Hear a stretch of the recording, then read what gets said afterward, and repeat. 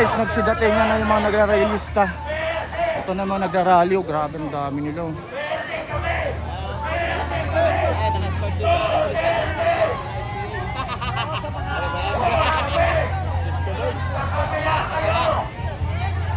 Escort na ng mga NPA ng mga police.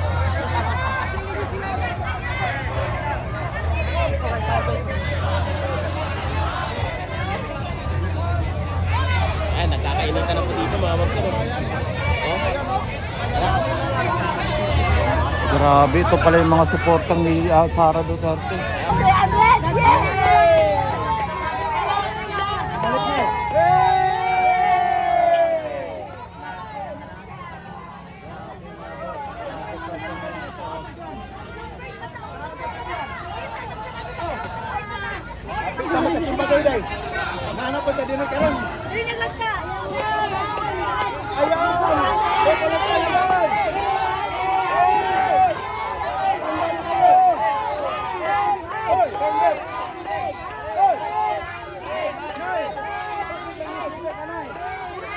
Na bilyong-bilyong piso ay galing yan sa dugo at pawis ng mga manggagawang Pilipino at ang ordinaryong mamamayan. Mga kasama, mga kababayan, kung bakit po may nagaganap na trial ngayon sa Senado, yan ay bunga ng tuloy-tuloy nating pagsisikap, tuloy-tuloy na pag-i-expose, tuloy-tuloy na pangangalampag at paghahanap ng accountability sa mga ninakaw na pondo sa taong bayan. Kaya habang nagaganap ang paglilitis, huwag ho tayong pakatiwala sa Senado dahil ang mga yan ay doble kara. Alam na natin, napanood na natin sa mahabang panahon.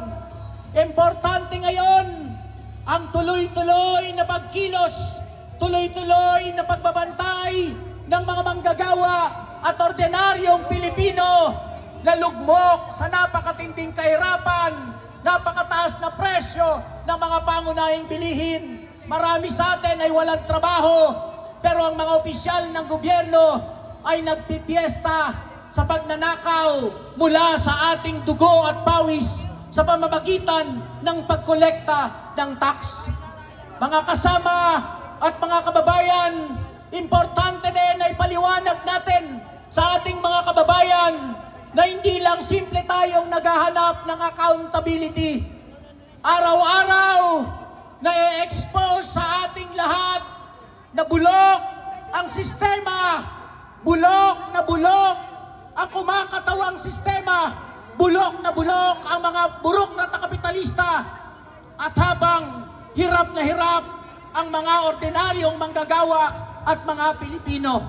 Kaya po, kasama ninyo ang mga manggagawang Pilipino, kasama ninyo kami at ang ordinaryong mamamayan sa pagbabantay at paghahanap ng katarungan, pagpapanagot sa lahat ng korap, lalong-lalo na itong si Sara Duterte na pa-deny pa. Noong nakaraan, ang tapang-tapang ni Sara, handang-handa na daw siya naharapin ang kanyang kaso. Pero narinig niyo ba ang balita? Dadalo ba si Sara sa trial sa Senado ngayong araw? Dadalo ba si Sara? Hindi. Dahil si Sara Duterte ay duwag, bahag ang buntot.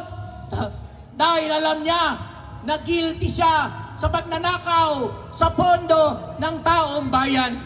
Kaya po, tuloy-tuloy tayong manawagan, tuloy-tuloy tayong kumilos para sa katarungan, para sa pagpapanagot, at sa kabilang banda, ilantad natin ang nabubulok na agnas na sistema na malakolonyal at malapyudal na kinakatawan mismo ni Bongbong Marcos at ang kanyang mga alipores. Kaya mga kasama, isigaw natin lahat ng sangkot! Dapat managot! Burokrata kapitalismo! Burokrata kapitalismo! Lahat ng sangkot! Tao! Mga kababayan!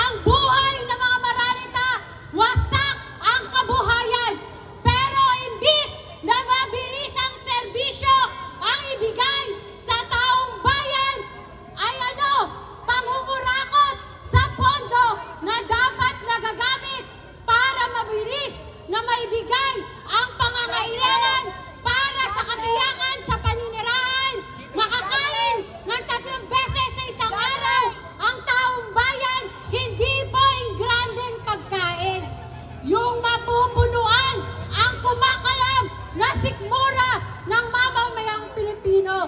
Kailangan natin ng pondo para sa edukasyon ng ating mga anak. Pero nasaan ang pondo nung umupo si Sara Duterte bilang Department Head ng Education? Kinamkam niya ang pera na dapat sa kinabukasan ng mga kabataan. Kaya kung tayong mga mamamayan, tayong taong bayan, tayong mga maralita ay nagtiis ng 2 taon para lamang umabot hanggang Senado ang ating panawagan ng impeachment at dapat mabilis ang conviction na gagawin kay Sara dahil hindi na po natin kakayanin pa. Hindi na natin kakayanin pa na magtiis ng paghihintay ng ilang taon para sa pagpapanagot sa lahat ng mga kurakot. At ngayon, dahil nakasalang si Sara Duterte, hinahamon natin siya mula sa binanggit kanina ni Ka Jerome na duwag siya. Kailangan makita natin siyang harapin ang kanyang kawalang-iyaan sa taong bayan. Kailangan ma-adjust natin, maigit natin na harapin niya ang kanyang kasalanan. Dahil naniniwala tayo mula sa mga naging proseso ng kasong impeachment sa loob ng Kongreso, karapatan at tunay na may kasalanan si Sara Duterte, kahit marami pa ang magsabi na hindi dapat siyang makasuhan. Mga kababayan, lagit-lagi ginagawa natin ang paraan para maisulong ang ating mga panawagan. Kahit kanina sa harapan ng mga kapulisan, marami man sa atin ang nasugatan, katulad nung paano ipinagtatanggol ng maralita ang kanyang paninirahan sa harap ng mga mararahas na demolisyon. Ganito rin ang nararanasan natin sa tuwing lumalapit tayo sa tarangkahan ng Senado para singilin ang lahat ng mga burokrata kapitalista na may kasalanan sa ating lahat. Kaya mga kababayan,